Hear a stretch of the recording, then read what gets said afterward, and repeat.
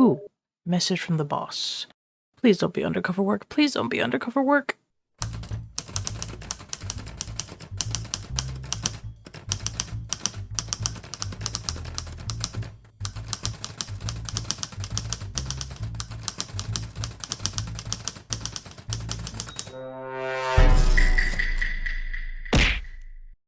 This is Inspector Schmidt, a Bavarian tale by Active Fungus Studio. It's a third-person historical RPG set in 1866, where we now know as modern-day Germany. There's been a death in a small Bavarian village of Niederweipertshofen. And we, playing as Inspector Valentin Schmidt, were called to investigate before the town unravels into chaos. Foul play? An accident? Murder, perhaps? Well, this case won't solve itself. Better get to it. I also want to know what the heck the boss meant by sharks with tubas. Oh, what is happening with the subtitles? Why are they overlapping? They're behind the menu now. Somehow adjusting the settings is not helping my performance the way I thought it would. How about a quick history tidbit with Historical Detective Agency while I figure this out? Historically, private investigation field actually began in France as a result, of course, of the revolutions and a shift within a growing middle class that needed both police, security, and investigative services to moderate their society that once was only the realm of the nobility. And it was actually Francois Vidocq, who was both a scoundrel, a soldier, and had created the Sûreté, which was the French national police, decided that he would form a company to give these investigatory services to the middle class and businesses that had remained out of reach, except, of course, for nobility and the church. The private investigation field was born, and Vidocq was actually the first of the kind of self-publishing private investigators at the time, and kind of set the mold for a lot of what other genres would follow from that, with his exploits and tales of the cases that he had throughout France in the mid-19th century. It inspired, of course, the Pinkertons, Alan Pinkerton in the United States in the 1850s, to be able to set up the Pinkerton Detective Agency, which gave birth to the private investigator industry within the United States. Okay, I'm back.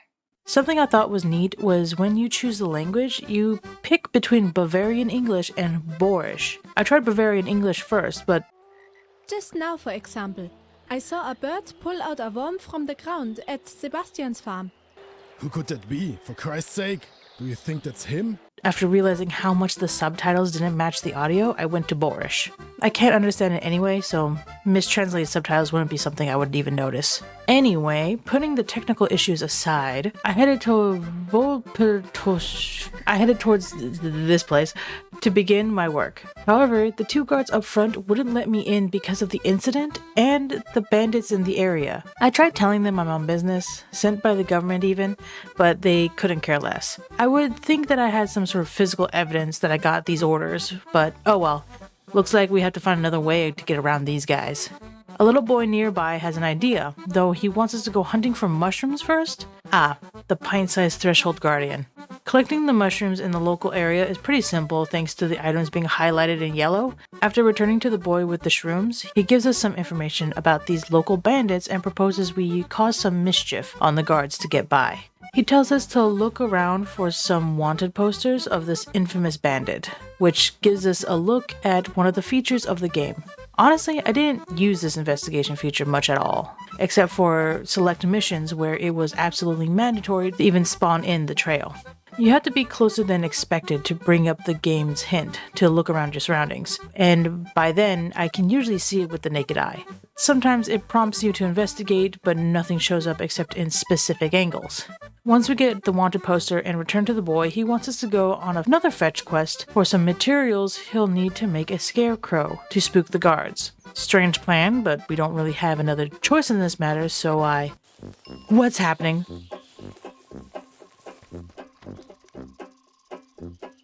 What is this music? Oh, tuba shark. I see it now. Turns out this is the combat music whenever you encounter hostiles.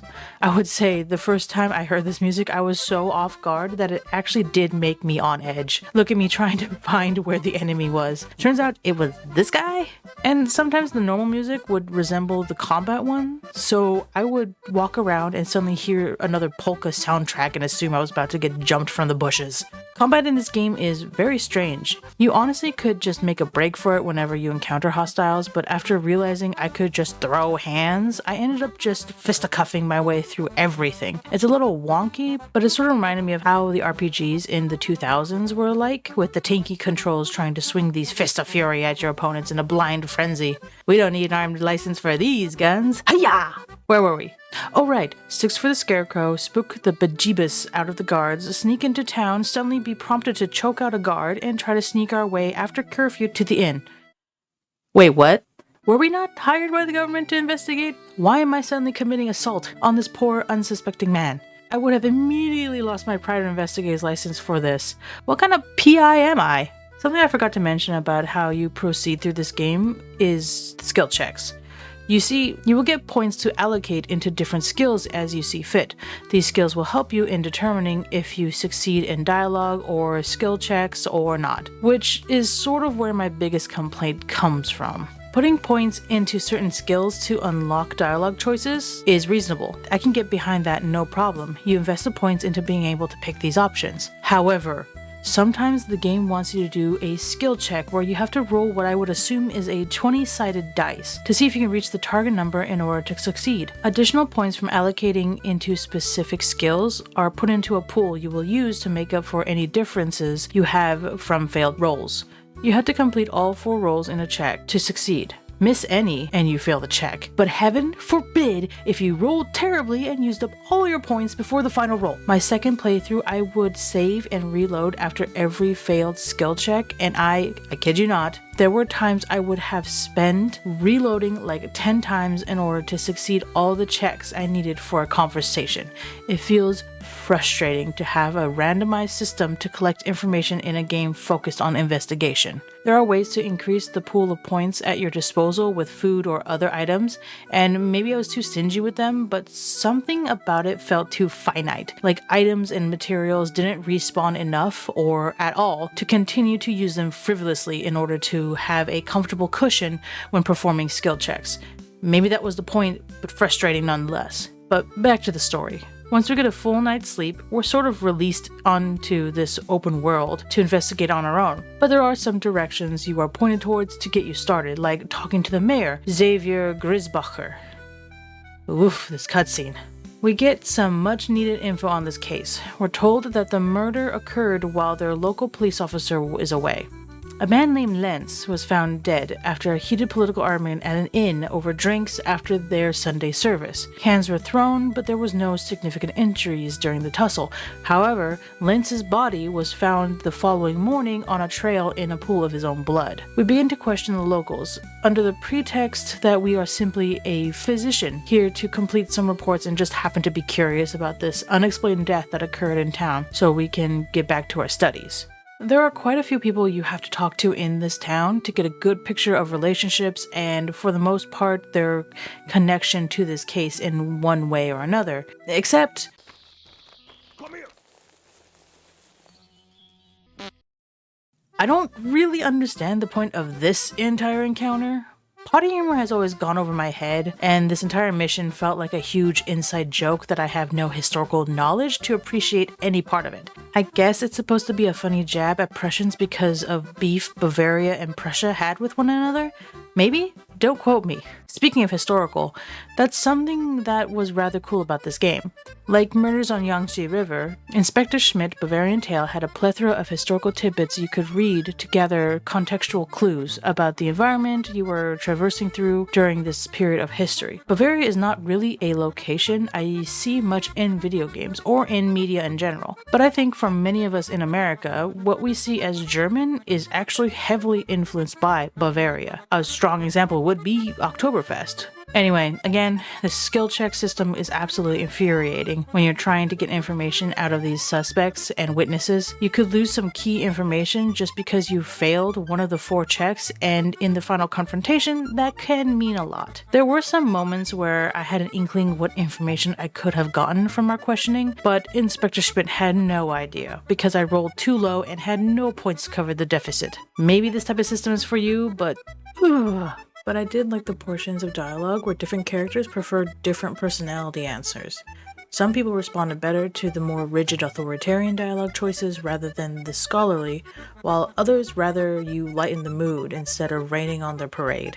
Oftentimes you can kind of get the hint about which response would go over better with the villager and how they have been talking up to this point. Doesn't mean I got it right each time though. Now that we've questioned all the suspects and witnesses, it's time to dig into the MMO for this mysterious case. Means, motive, and opportunity. Let's start with motive this time around. The reason for the suspect to commit the crime. There are a handful of likely suspects for the death of Lenz, the game having definitely focused on the group he was seen fighting with at the end, but there are others that have some motive to harm the victim as more of the town's drama is revealed.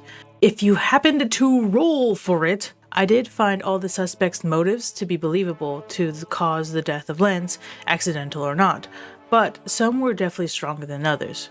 The means, the ability for the suspect to commit the crime. This one is pretty clear-cut as the cause of death is rather simple. Everyone the game focused on as a suspect could have committed the crime. Now the opportunity, the chance for the suspect to commit the crime. I believe this is mostly where the deciding factor of who our culprit is. This is when I found out why my boss rage quit this game.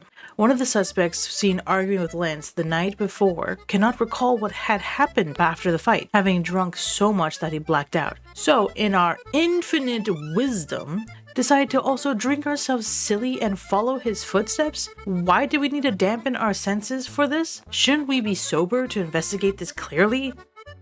Oh no, the controls! Drunken platforming was not on my list of things I needed in a detective game. And it's timed.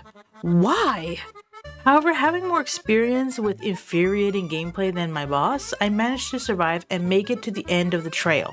We're just on the other side of the wall. Couldn't we have just— I believe this completes the criteria for the MMO. Now for the gray cell rating. I struggle to really put a rating on this because so much information can be easily hidden behind a failed skill check rather than a lack of understanding. After playing it through twice, I don't believe it was a complicated case, though there were plenty of wild goose chases or red herrings, not to mention a few side missions that didn't really stick out to me as relevant to this case. There are multiple endings to this case, but it seemed I somehow managed to capture the culprit my first time through.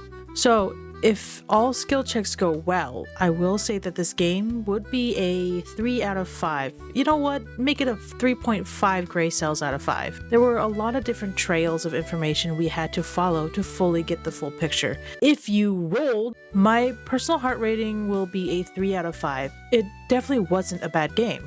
I enjoyed the concept of playing in a small Bavarian village as a private investigator, and I can forgive the weird English voice acting as it can be entertaining. But the glitches, unpolished feel, and gameplay mechanics definitely had me feeling like I was dragging my feet to get this review done. This is definitely not Junior Detective approved, and I would even suggest that this wouldn't be appropriate for experienced junior detectives either. Not only is there depictions of death, one that could even be seen as graphic, despite the lack of gore, there was also foul language and adult themes mentioned.